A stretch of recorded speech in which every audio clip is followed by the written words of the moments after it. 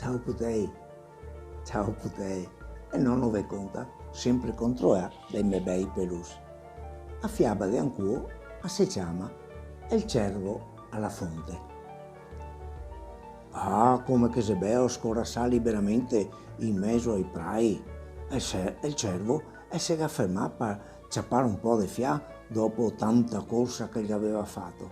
E gli aveva anche sé e si guarda in giro. Ah, guarda, c'è un bel ruscello dai limpide acque che corre. E doveva essere anche ben fresche perché veniva dalla montagna ste acque, passando attraverso il bosco che si vedeva da lontano. Il cervo, con passo agile e leggero, ma anche molto affrettato, e si è diretto verso il ruscello e si è fermato per bere, ma prima ancora che il muso avesse toccato l'acqua, si sta colpito dalla sua immagine riflessa sulle onde tranquille. Sì, esclamò il cervo, ma non è proprio male. Sono un animale anche bello, sneo, con un muso grazioso e anche due bei occhi espressivi, cioè. Guarda che roba. Io che aveva detto a tutti che aveva occhi bei e che poteva vederlo da solo, là nel specchio dell'acqua. E poi che magnifico perde corni, proprio beh, e era così pieno di rami e anche leggere. Esatto. Un per de corni come i miei non è mai stata a gloria della mia famiglia. Anche me pare le aveva e anche me nonno aveva i corni. Cioè, con lo sguardo il correva più in su verso il basso, sempre contento di trovarsi bello, di potersi lodare. E era un cervo anche molto vanitoso. E posò. E la guarda anche così, gli occhi, che posa gli occhi sui sate.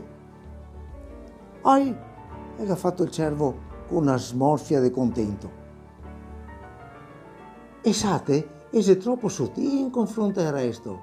Una testa imponente, un corpo ben proporzionato e 4 gambette così fine, esili, magre. Non gli aveva neanche finito di ammirarsi e di commentare e sobesse che si era sentito lontano un abbaiare di cani. Mamma mia, questi sono i cani di cacciatori e viene proprio a ciapparsi a comì. Coraggio, che bisogna scappare nel bosco, manco mai che non si neanche lontano.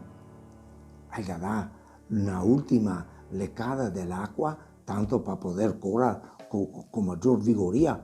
E si era smentegata di bere e si aveva distratto tanto per la sua gran vanità di guardarsi. E via, defiava verso il bosco. E ciò, i cani io si andai da vicino, però era ancora abbastanza lontano. Lui li sentiva abbaiare da drio di U, ma era sicuro di quasi di non averli proprio addosso. E forse non lo aveva neanche visto. E si va diretto verso il centro del bosco, dove i rami si intrecciava uno vicino a che altro in un intrigo terribile ciò. Ma mentre l'avanzava e tentava di andare dentro verso l'interno, ecco che corna e si impia in mezzo ai rami quei più grossi e tira con tutte le sue forze, ma non si mica riuscì a liberarsi.